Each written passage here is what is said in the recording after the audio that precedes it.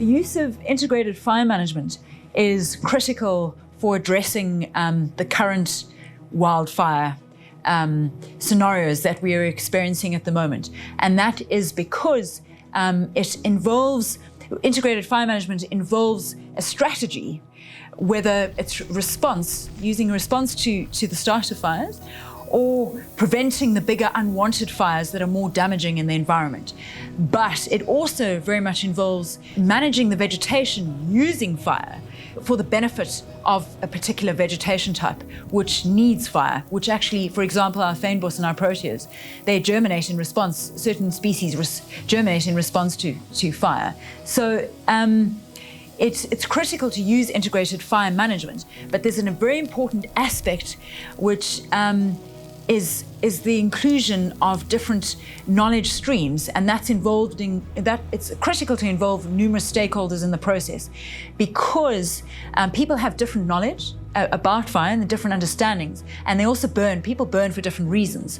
So it's important to involve different stakeholders, for example, the national parks in fire management, but also indigenous communities, because they have different needs and they have different circumstances and different reasons for burning.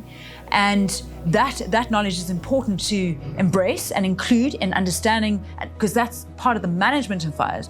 But also from a park management perspective, you need to understand people's rationale for the use of fire.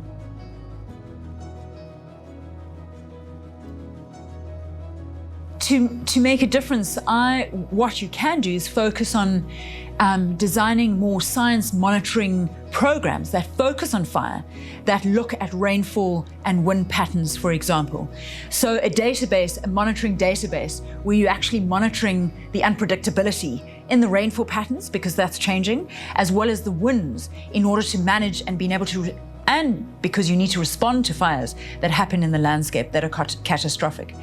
So I would focus, what is really important is to empower communities and local authorities to give people the permission to burn and to use prescribed fire to remove the fuel load, which is the vegetation, which is, if it's been dry for a long period of time, it's important to burn that, because that's highly flammable material.